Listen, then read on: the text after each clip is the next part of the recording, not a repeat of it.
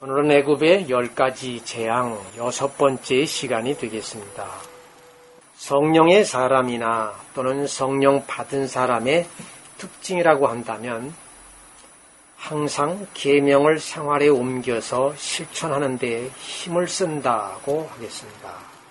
그리고 그들은 계명이 생활로 옮겨지지 못했을 때면 즉시 그것을 깨닫고 회개하여서 같은 일이 또 반복되지 않도록 실행에 옮기려고 합니다.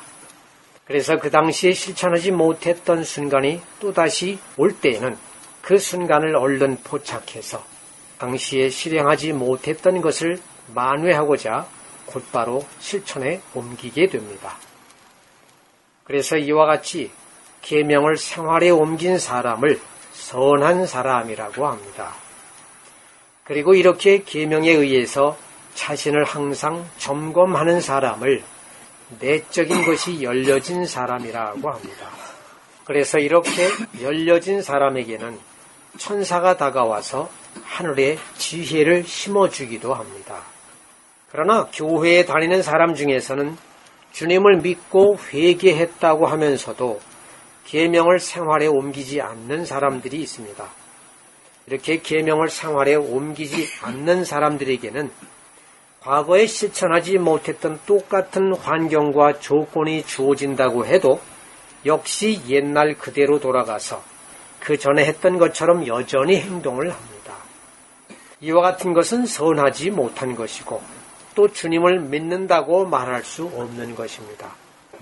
그래서 이러한 상태의 사람에게는 내적인 것이 닫히게 되고 오히려 외적인 것이 열려지게 되는데 이렇게 됨으로써 그들은 세상을 향해서만 계속적으로 나아가게 됩니다. 이렇게 되면 천국의 빛을 받을 수가 없게 되기 때문에 따라서 아무리 천국을 가고자 마음을 먹는다 해도 그 마음은 마음뿐인 것이지 결코 천국에는 갈 수가 없게 됩니다. 그리고 특히 이렇게 내적인 것이 닫힌 상태에서는 그 어떤 값진 말씀이 다가온다 하여도 그 말씀은 한낱 자연적인 소리로 들려오거나 글자로만 보일 뿐입니다. 그것이 그를 변화시켜주지 못하게 된다는 말씀입니다. 그래서 그 값진 말씀은 자연적으로 소멸되어지고 맙니다. 그런데 이와 같이 내면이 열리는 것과 열리지 못하는 것의 근본적인 것은 어디에 있을까요? 그것은 바로 계명을 지키느냐 아니면 지키지 않느냐에 달려 있습니다. 사람이 하나님을 사랑하게 되면 나의 모든 것을 걸고서라도 반드시 그분의 계명을 따라 지키게 되어 있습니다. 그것이 사랑하는 것이죠. 우리가 사람이 사랑할 때도 그렇지요. 처녀 총각이 사랑할 때에도 나의 모든 것을 다 걸고 사랑하게 되어 있는 것입니다. 그래서 평소에도 상대방만 생각하게 되는 것이고 잠잘 때에도 생각하게 되는 것이고 모든 일에서도 그 상대방을 놓치지를 않게 됩니다. 그것이 사랑하는 것이지요. 우리가 그래서 하나님을 사랑한다면 반드시 그분의 말씀인 가장 핵심적인 계명을 따라서 살고자 모든 힘을 다 기울인다는 말씀입니다. 따라서 이웃도 사랑하지 않을 수 없게 되는 것이고 당연히 하나님을 사랑하게 되는 것이고 그래서 하나님과 이웃을 사랑하게 된다면 반드시 악과 거짓을 버리게 되어 있는 것이고 따라서 그것으로 인해서 선과 진리로 살게 되어 있는 것입니다. 그래서 하나님은 이렇게 계명을 지켜서 악과 거짓을 버린 선한 사람에 한해서만 내면을 열어주시게 되어 있는 것입니다. 그래서 이렇게 내면이 열린 사람은 더욱더 선과 진리 안에서 한층 더 아름답게 삶을 살게 되는 것입니다. 그러므로 이러한 사람들은 악과 거짓과 함께 어울려서 같이 살 수가 없기 때문에 하나님께서는 모세더러 내 백성을 보내라 하고 바로에게 전하게 하셨던 것입니다. 왜냐하면 이렇게 사는 사람이야말로 제대로 하나님 앞에서 제사를 드릴 수 있는 사람들이기 때문입니다. 그리고 또한 이렇게 분리되어지는 상태로 모든 것이 천계가 움직여 있는 그곳이 바로 천국인 것입니다. 그렇다면 나를 각자 한번 점검을 해보시기 바랍니다. 과연 나라고 하는 사람은 계명을 지키는 사람인지 아니면 지키려고 애쓰기는 하는데 마음만 지키려고 할 뿐이지 실제로는 지키지 못하는 사람인지, 그리고 천국을 향해 내면이 열려있는 상태인지 아니면 세상을 향해 외면이 열려 있어서 세상을 부러워하며 따라가는 상태인지 말입니다. 만일에 계명을 실제로 지키고 있고 천국을 향해서도 내면이 열려 있다고 한다면 그 사람은 성령의 사람이라고 볼 수 있습니다. 그러나 그렇지 못하다면 소위 성령을 받은 사람이 아닌 것입니다. 그런데도 거의 모든 교인들이 성령을 받은 줄로 착각하고 있습니다. 주님께서는 니고데모에게 사람이 물과 성령으로 나지 아니하면 하나님의 나라에 들어갈 수 없느니라고 말씀하셨기 때문에 물이 상징하는 바 진리의 말씀과 또 성령이 상징하는 바 주님의 계명으로 다시 태어나야만 구원을 받을 수 있다는 말씀입니다. 그러므로 계명은 매우 중요한 것입니다. 그런데 제가 왜 물과 성령이라고 할 때에 성령을 계명으로 말씀드렸느냐 하면은 성령은 곧 주님과 주님의 말씀을 뜻하고 그 중에서도 주님의 두 계명인 하나님 사랑과 이웃 사랑이 모든 율법과 예언서의 골자이자 성경 말씀 전체의 핵심이기 때문입니다. 더군다나 이 두 계명은 곧 십계명과 같은 것으로서 이 계명 안에 성경이 모든 것이 다 들어있고 우리를 구하시고자 하는 하나님의 모든 것들도 다 들어있습니다. 그래서 우리에게 구원과 생명의 근본이 되기 때문입니다. 따라서 구원을 얻기 위해 성령을 받고자 한다면 반드시 계명을 지켜야만 하는 것입니다. 요즘에는 사람만 약은 것이 아니라 교회도 약아 빠져서 천국에 가는 것도 자기 멋대로 편하고 쉽게 간다고 이야기를 합니다. 그래서 계명을 지키려고 하는 생각은 하질 않게 하고 믿음이 모든 것을 다 해결해 주는 것인 양 믿음만을 주장합니다. 그러나 아무리 믿음이라고 해도 실천하지 않는 믿음은 믿음이 아닌 것입니다. 더군다나 얼마나 더 약아 빠졌는지 이제는 구원의 확신만 있으면 다 구원을 받는다는 주장까지 합니다. 그거는 누차 제가 말씀드린 바 있습니다. 그러나 구원이라고 하는 것은 자기 생각과 자기 쇠뇌와 자기 최면 효과로 구원을 받는 것이 아닙니다. 구원은 어디까지나 계명을 지키는 자에게 주실 하나님의 권한인 것입니다. 그리고 또 세상의 물질과 성공에 초점을 맞추어 기도하기를 내 광주리와 떡반죽 그릇이 복을 받을 것이며 내가 들어와도 복을 받고 나가도 복을 받을 것이니라 하는 신명기 28장 5절 6절 말씀을 가지고서 그러한 말씀은 세상의 복이 아닌데도 불구하고 세상의 복과 접목시켜서 그러한 기도를 합니다. 그러므로 오늘날 교회에 나오거나 기도하는 이유가 다 어디에 있습니까? 새벽 기도든 철야 기도든 모두들 나와가지고 사실상 악과 거짓을 물리치기 위해서 오거나 아니면 계명대로 살지 못한 걸 회개하기 위해서 오는 것이 아니라 세상의 복을 받기 위해서 기도하는 것이 되어져 버렸다는 말씀입니다. 그런데도 걱정거리가 하나도 없는 것 같습니다. 교회에 나와 믿기만 하면 이미 구원을 받은 것이라고 하니까 천국 가는 건 이미 다 따놓은 당상이기 때문에 전혀 그것 가지고서는 걱정할 것이 없고 오로지 나도 잘 되고 식구들도 잘 되고 자식들 성공하고 건강하고 행복하게 사는 것을 바라서 교회에 나오는 것인 줄로 착각하여서 그렇게 새벽 기도에 기도를 하고 그리고 철야 기도를 하고 그렇게 하는 교인들로 다 만들어 놓고 있습니다. 그러나 이미 세상적으로 구하는 복을 받을 사람들은 사실은 교회에 안 나와도 이미 받을 사람은 받게 되어 있습니다. 이 세상에는 하나님 외에 다른 신을 믿어도 얼마든지 세상에서 소위 우리가 세상적인 복을 구하는 그 모든 것들을 다 풍족하게 얻으면서 누리고 사는 사람들이 얼마든지 있습니다. 그러므로 그러한 세상적인 것 때문에 교회에 나온다는 것은 말도 안 되는 일입니다.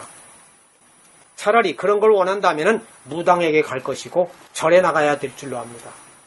지난번에도 말씀드렸죠. 절에 가면은 기와장에다가 이름 써놓고 식구들 이름 쭉 써놓고 돈 내놓으면은 그 기와장 나중에 절을 지을 때에 꼭대기에 기와장 올려가지고 그거를 복 받는다고 말이죠. 복 받으려면 그렇게 하면 됩니다. 교회 나오려면은 그런 식의 복을 받을 생각을 하면 안 됩니다. 교회는 어디까지나 하나님의 진리의 법을 알기 위해서이고, 따라서 그 법에 따라서 살지 못했음을 회개하고 그리고 고침받기 위해서 나오는 것입니다. 그러다 보니 결국은 나를 죽이게 되는 것이고, 악과 거짓을 버려서 온전한 제물이 되어서 하나님께 드리고자 나오는 것입니다.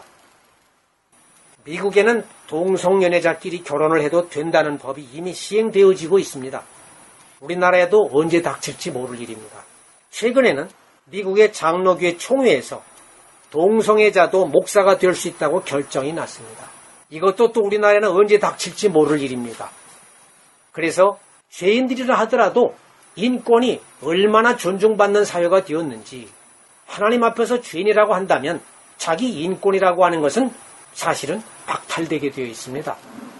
그런데도 교회에 나와서 죄인이면서도 인권을 어찌나 강조를 하는지, 그래서 사람의 인권이 하나님의 법의 고난보다도 더 높아진 시대가 되어졌습니다. 이것은 정말로 심각한 일이라고 볼 수 있습니다. 그러므로 이제는 사람의 법으로 하나님의 법을 틀렸다고 하는 때가 닥쳐오게 됩니다. 이런 말세의 세대에서 살아남으려면 오직 하나님의 계명을 지키는 방법밖에 없습니다. 이제는 믿음이 우리를 구원에 이르게 한다는 시대는 지났습니다. 왜냐하면 사람이 워낙 야가 빠지고 악해져서 그 믿음을 위화시키고 그 믿음을 무능한 믿음으로 만들어버렸기 때문입니다. 그러므로 이러한 악한 세대에게 철퇴를 가하는 방법은 오직 계명밖에 없습니다. 그래서 만일에 계명조차도 나중에 무너지게 되면 그것은 교회도 망하는 것이 되고 사람의 영혼도 죽게 되는 것이고, 따라서 하나님도 사라지게 될 것입니다.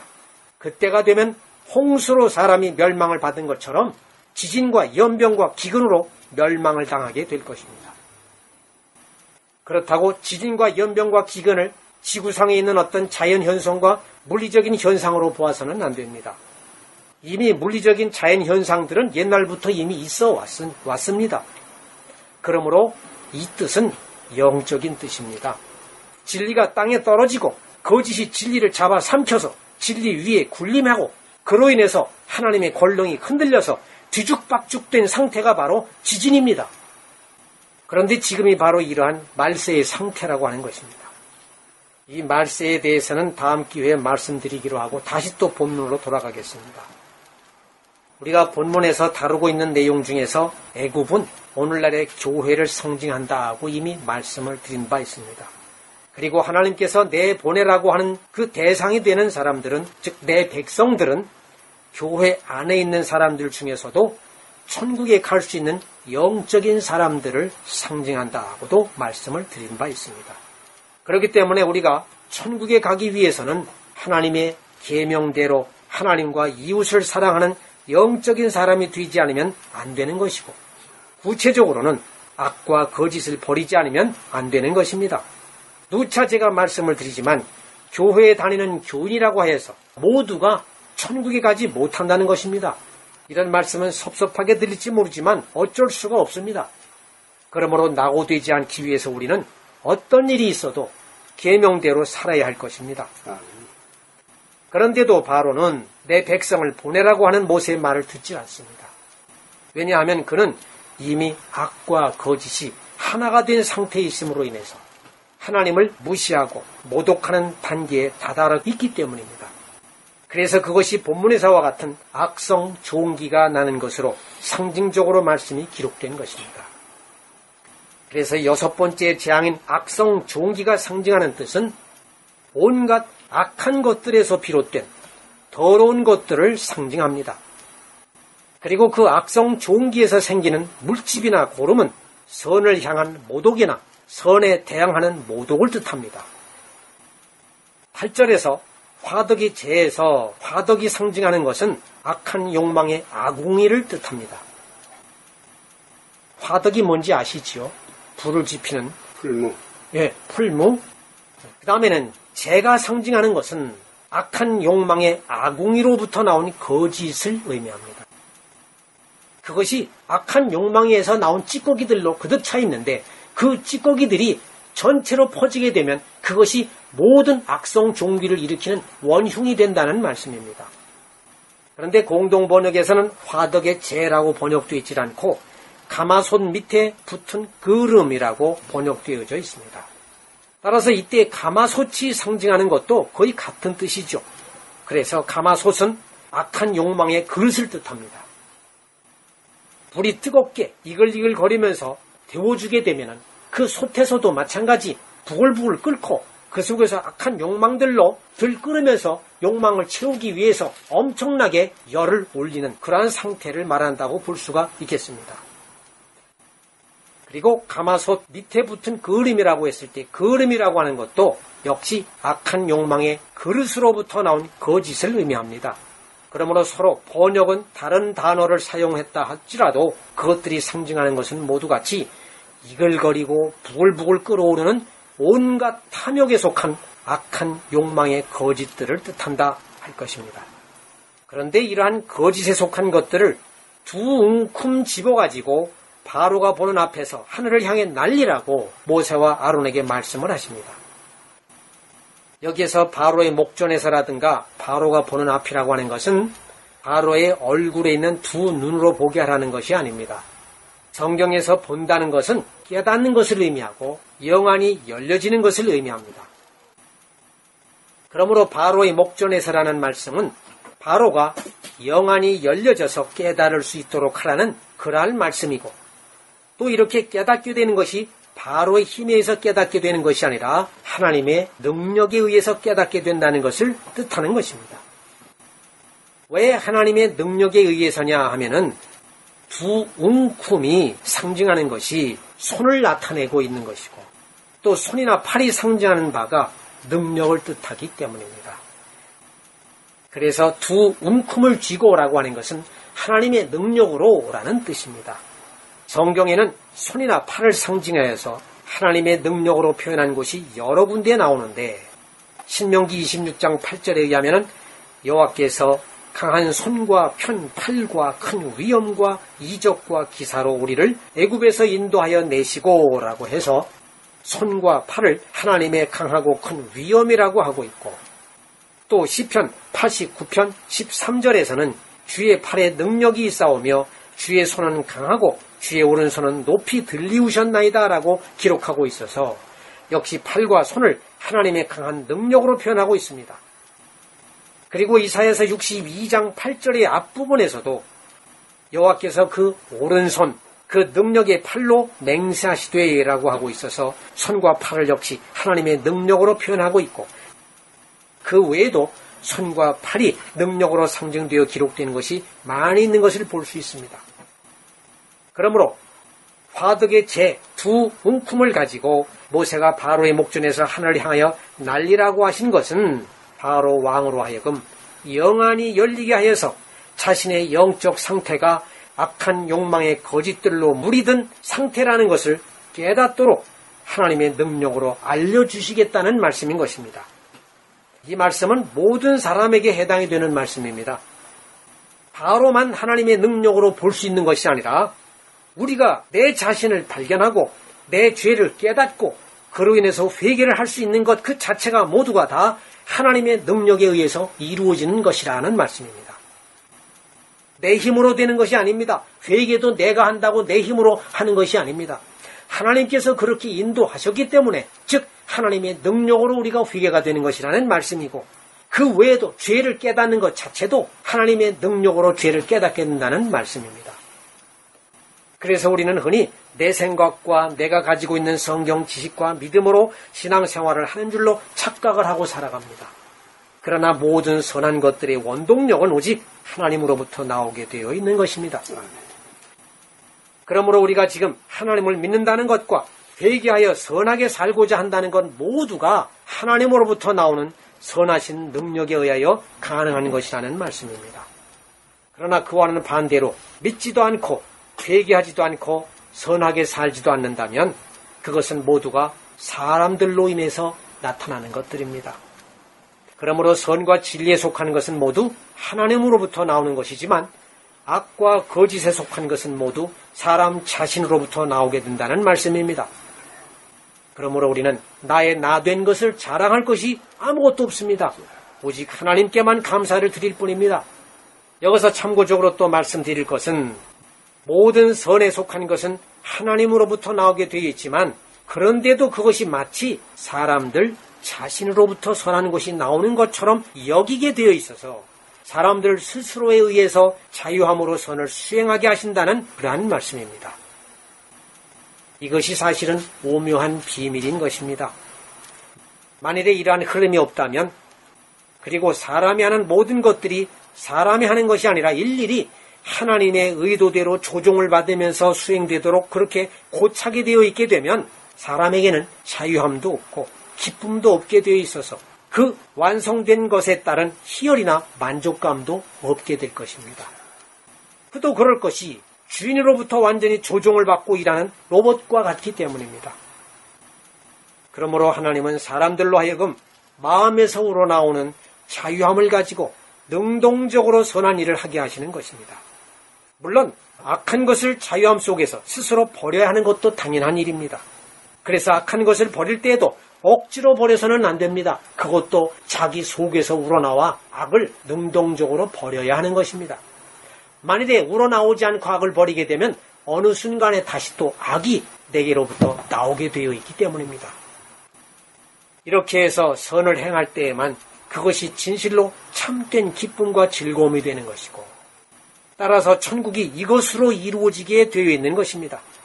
그래서 천국은 모두 이러한 자유함으로 우러나와서 선한 삶을 살고 기쁨으로 사는 곳이 바로 천국이라는 곳입니다. 그러면 다시 본문으로 돌아가겠습니다. 바로는 하나님의 능력으로 자신의 영적 상태를 알게 됩니다. 그리고는 자신의 악한 욕망에서 오는 거짓들의 결과물들을 영의 눈으로 보게 됩니다. 그러한 결과물이 9절에서처럼 애굽 온 땅에 티끌이 되어 애굽 온 땅의 사람과 짐승에게 붙게 되어 있는 것입니다. 자, 티끌이나 먼지가 상징하는 바가 무엇이라고 했습니까? 지난번에 우리가 살폈었죠. 죄를 지은 바 된 그 자체 또는 정죄함 받은 그 자체를 의미한다고 했습니다. 이것에 대해서는 애굽의 10가지 재앙 3번째에서 이미 말씀드린 바가 있습니다. 다시 이해를 돕기 위해서 말씀을 드린다면 마태복음 10장 14절에는 누구든지 너희를 영접하지도 아니하고 너희 말을 듣지도 아니하거든 그 집이나 성에서 나간 너희 팔에 먼지를 떨어버리라고 하셨습니다. 그러시면서 15절에는 내가 진실로 너희에게 이르는 심판날에 소돔과 고모라 땅이 그 성보다 견디기 쉬우리라고 하셨습니다. 그래서 이 말씀은 주님의 구원의 말씀을 듣지 않으면 그는 이미 정죄됨으로 말미암아 소돔과 고모라 땅보다도 더 구원에 이르기가 힘들다고 하시는 말씀입니다. 따라서 이와 같이 먼지를 떨어버리라고 하신 것은 그들이 이미 정죄 받은 바 되었다고 하는 징표인 것입니다. 그러므로 9절에서 죄가 티끌이 되어라는 것은 화덕의 죄가 상징하는 바 악한 욕망의 거짓들이 정죄함을 받은 그 자체가 되었다는 말씀입니다. 따라서 10절에는 그렇게 정죄함을 받은 그 자체가 애굽 온 땅의 사람과 짐승에게 붙어서 악성 종기가 생겼다는 말씀입니다. 자, 이때 악성 종기가 상징하는 것은 무엇입니까? 온갖 악에서 비롯된 더러운 것들을 뜻합니다. 그리고 그 종기 안에 들어있는 물집이나 고름은 선을 향한 모독을 뜻합니다. 우리도 악성 종기가 생길 때가 많지요. 그 악성 종기처럼 더러운 것이 없지요. 우리 몸은 항상 선을 위해서 살아가고 있습니다. 우리 몸속에 침투하는 모든 병균들을 없애기 위해서 우리 몸속에 피가 돌고 그 속에서 흰피털이 돌고 많은 병균들을 죽이면서 그러면서 내 몸을 유지하고자 애를 쓰고 있습니다. 그것이 바로 선한 일인 것입니다. 그래서 우리 몸도 내 몸을 지키기 위해서 내 육체에 들어있는 모든 세포, 조직 하나하나 모든 것들이 나의 모든 선한 내 몸을 유지하기 위해서 애를 쓰고 노력하고 있습니다. 그런데 악성 종기가 나는 것은 무엇입니까? 그것이 바로 악에서 나온 거짓들인 것이고 더러운 것이라는 말씀입니다. 그래서 애굽 온 땅의 사람과 짐승에게 붙어서 악성 종기가 생겼다는 것은 온갖 악에서 비롯된 더러운 것들이 확연히 드러나게 되었다는 것이고 결국에는 그것이 선을 모독하게 되었다는 것이고 더 나아가서는 하나님을 모독하게 되었다는 것을 뜻합니다. 그런데 이렇게 선을 모독하는 일이 교회는 없을까요? 악성 종기가 난 교회는 없을까요? 그리고 나에게는 과연 없을까요? 이미 수많은 교회가 교인들을 선하지 못하게 만들고 있고 하나님을 모독하게 만들고 있습니다. 그래서 악성 종기로 인해서 끙끙 앓고 있는 교회가 허다합니다. 어째서 그렇다고 보느냐고요? 이것은 세상 사람들부터 벌써 말하는 것이 기독교를 개독교라고 부르는 그 자체가 바로 그것을 증명한 것이라고 볼 수 있는 것입니다. 이렇게 되면 기독교는 세상에서 따돌림을 받다가 한낱 직업인들이 조직한 이익단체로 전락한 후에는 망하게 되어 있습니다. 그도 그럴 것이 벌써 수백 년 전부터 교회에서 요상한 교리가 생겨났는데 선한 행위가 없이도 믿기만 하면 구원을 받는다는 말을 만들어서 교회를 전염시켰고 그것이 전염된 것이 악성 종기가 돋게 해서 여기저기서 골마 터지게 만들고 있는 것입니다. 그러면서 또 매우 고상한 척하면서 수많은 교회가 웨스트민스터 교리를 따른다고 하면서 십계명을 도덕법으로 인정하고는 하나님의 생명의 법을 인간의 법으로 추락시켜 놓았습니다. 그 말인즉 도덕법이 무엇입니까? 도덕법은 구원에는 영향을 미치지 않는 지켜도 되고 안 지켜도 되는 것이니만큼 십계명도 그와 같이 지켜도 되고 안 지켜도 된다는 그러한 법이라는 말씀이 아닙니까? 한번 찾아보세요. 인터넷을 봐도 다 알 수 있습니다. 웨스트민스터 소요리 문답 40번, 41번을 한번 찾아보세요. 그 속에는 어떤 말씀이 있는가? 십계명을 어떻게 정의하고 있는가? 거기에 한술 더 떠서 구원의 확신만 있으면 구원을 받는다는 말을 만들어 놓고는 모두 그것에 얽매여서 자기 유리할 대로 아전인수격으로 그 말을 받아들여서 살게 하고 있으니 이런 것들이 하나님의 선을 모독하는 것들이라는 말씀입니다. 교회는 종기가 벌써 나 있습니다. 우리 영혼도 그 종기가 나 있습니다. 이러한 거짓된 주장들은 모두가 다 선을 업신여기는 주장들인 것이고 선을 행하지 않아도 구원을 받게 된다는 주장들인 것입니다. 그러므로 이러한 거짓말 때문에 온통 교회가 혼란에 빠지게 되었고 급기야는 교회가 세상 사람들로부터 거꾸로 판단을 받아야 하는 그러한 단체가 되어져 버렸습니다. 그러므로 이렇게 거짓된 교회는 인간 단체인 것이고 모임인 것이지 그것은 하나님의 교회가 절대로 아닙니다. 하나님은 이러한 교회를 원치 않으십니다. 그러므로 말세는 이미 교회에서 이미 시작이 되어졌습니다. 먼 훗날에 오는 말세가 아닙니다. 말세가 교회 밖에서 오는 말세가 아닙니다. 말세는 교회 안에서부터 오는 것입니다. 우리가 지난번에 있었던 세월 사건을 탓할 게 아니죠. 이미 말씀드린 바처럼 구원파를 탓할 게 못 됩니다. 구원파의 교리 중에는 이런 말이 있지 않습니까? 사람이 거듭난 후에는 완전한 의인이 되므로 그 후에 육으로 짓는 죄는 더 이상 죄가 아니다 라고 하는 말입니다. 그래서 저들은 이러한 말로 인해서 사람이 거듭나서 구원을 받게 되면 그 후에는 어떠한 것으로도 구원에는 영향을 미치지 않는다고 주장을 합니다. 그러므로 저들에게 있어서 선한 일에 대해서는 더 이상 생각해 볼 필요조차도 없는 것이죠. 이것을 보면은 교리라고 하는 것이처럼 사람의 생명을 좌지우지하는 매우 중요한 것이라는 것을 알 수 있는 것입니다. 교리는 대단히 중요합니다. 그런데 소위 정통파라고 하는 교회의 교리는 어떻습니까? 바울의 말을 아전인수적으로 사람들에게 자신들에게 유리하게 적용을 해서 주장하기를 선한 행위가 없어도 믿기만 하면 구원을 받을 수 있다고 주장하지 않습니까? 그러므로 이 파나 저 파나 결과적으로 놓고 보면 사실은 같은 교리라고 저는 봅니다. 잘 생각해 보세요. 결국 두 파가 공통적으로 주장하는 것이 뭡니까? 선한 행위가 구원을 받는 데는 아무런 필요가 없다고 하는 것이 아닙니까? 그렇다면 서로 주장하는 말만 좀 살짝 다를 뿐이지 결론적으로는 같은 파라는 말씀입니다. 선한 행위가 필요 없고 악해도 구원을 받는다고 하니 말입니다. 그러므로 여기에서 소위 정통파라고 하면서 따르는 수많은 교인들이 불쌍하다는 말씀입니다. 어찌해서 선하지 않아도 천국에 갈 수 있다는 말입니까? 우리가 계명으로 내 죄를 발견할 수 있는 것이고 따라서 죄인임을 고백하게 되는 것이고 그 후에는 더 이상 죄를 짓지 않도록 회개하여서 새 사람이 될 수 있도록 하는 것, 바로 이것 자체가 계명인 것이고 계명대로 사는 것이 선한 것인데 그러한 선한 행위가 필요 없다고 하니 그렇다면 회개하지 않아도 된다는 것이 아닙니까?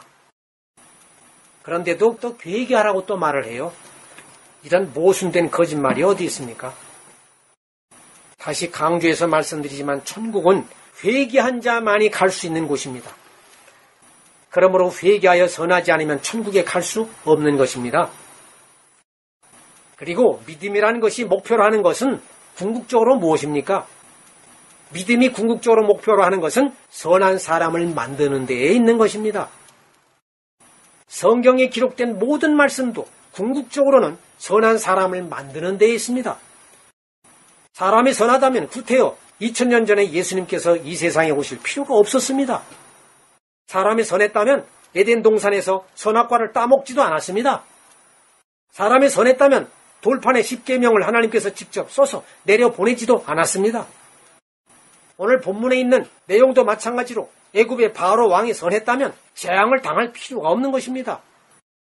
그리고 온 인류가 선하다면 온 땅이 곧 에덴 동산인 것이고 천국인 것이고 또 교회인 것입니다. 그러므로 온통 세상의 모든 것과 만천하의 모든 것에 목표와 목적하는 것이 다 어디에 있습니까? 선한 것에 있는 것입니다. 심지어는 하나님을 모르는 사람이라 할지라도 사람은 선해야 한다는 것쯤은 다 알고 있습니다. 그런데도 구원은 선한 행실이 있지 않고 믿음에만 있다고 교회가 주장을 합니까? 이것이 과연 교회입니까? 하나님은 지극히 선하신 분입니다. 그러므로 하나님의 말씀을 따르는 사람이나 천국에 올라가고자 하는 사람들도 모두가 선해져야만 합니다. 성경의 말씀은 처음부터 마지막까지가 모두 사람의 죄를 회개하고 악에서 떠나서 선한 자가 되라는 말씀입니다. 따라서 성경 말씀에 따라서 지키는 자가 또한 그렇게 지켜서 선하게 되는 자가 주님을 믿는 자인 것이고 주님을 사랑하는 자인 것입니다. 그러므로 주님을 사랑하기 위해서는 또 구원을 얻기 위해서는 반드시 구원받는 방법의 핵심이 되는 계명을 지켜야 되는 것입니다. 그러므로 믿음으로 구원에 이르게 된다는 애매모호한 말보다는 저는 계명으로 구원에 이르게 된다는 말씀을 진정으로 저는 소리 높여서 전해드리는 것입니다. 아예 전해드린다기보다는 외칩니다. 믿음으로 구원에 이르게 된다는 말이 아니라 계명으로 구원에 이르게 된다는 말씀입니다. 왜냐하면 계명을 지킨다는 것은 당연히 하나님을 믿는다는 걸 전제로 하고 나아가는 것입니다. 당연히죠. 하나님을 믿는 자이기 때문에 계명을 지키는 것이 아닙니까? 그러므로 계명을 지키는 것은 결국은 믿는 자인 것이고 이것으로 인해서 악과 거짓을 분별해서 선과 진리로 나아갈 수가 있기 때문인 것입니다. 또 이것으로서 하나님 사랑과 이웃 사랑으로 살게 되기 때문입니다. 그러므로 계명은 천국 문의 열쇠인 것이고 생명나무를 지키는 화연검입니다. 그래서 저는 여러분 모두는 기필코 이러한 열쇠와 칼을 가지는 자가 되어야 할 줄로 압니다. 교회는 개혁을 많이 외치고 있습니다마는 개혁을 못하고 있습니다. 교회가. 왜 그럴까요? 개혁은 기존의 애굽과 같은 교회 세력이나 제도권 하에 있는 교회가 할 수 있는 성질이 못 되기 때문입니다. 왜 그럴까요? 이미 세상에서의 바로 왕이 되어 있기 때문입니다. 또한 교회 제도의 모순과 자신의 악과 거짓이 무엇인지도 잘 알고 있습니다. 오늘 바로에게도 하나님이 눈을 열어서 볼 수 있게 하나님의 능력으로 볼 수 있게 하신 것처럼 오늘날에도 애굽과 같은 교회도 자기 자신의 잘못이 무엇인지 하나님의 능력으로 벌써 알게 할 수 있습니다. 그런데도 그러한 교회가 개혁을 하지 못하는 이유가 무엇입니까? 그것은 자신들의 욕심에 의해서 여전히 기득권을 고수하려고 하기 때문입니다. 그것이 바로 왕입니다. 그러므로 교회의 개혁은 악과 거짓을 버리고 선과 진리 안에서 순수하게 살아가는 사람만이 할 수가 있는 것입니다. 저는 여러분이 그러한 사람이 다 되시기를 바랍니다. 그리고 그러한 사람만이 애굽에서 빠져나와 광야에서 하나님께 제사를 드릴 수가 있는 것이고 또 그러한 사람만이 천국에서 하나님을 영원토록 경배하게 될 수 있는 것입니다. 그 다음에 11절에서 보면은 요술사들도 악성 종기로 말미암아 모세 앞에 서지 못하니라고 기록되어 있습니다. 왜 그럴까요? 오늘날에도 이러한 요술사들은 애굽과 같은 교회 내에 무수히 많이 있습니다.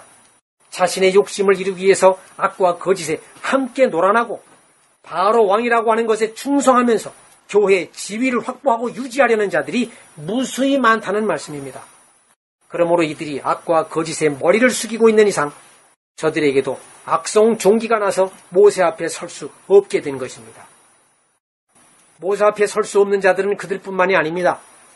애굽의 모든 사람에게 악성 종기가 났다고 하였으니 바로 왕을 비롯해서 그의 신하들이나 요술사들이나 모든 백성들에까지도 당연히 다 악성 종기가 났으니 그러므로 모세 앞에 설 수가 없게 되어 있는 것입니다.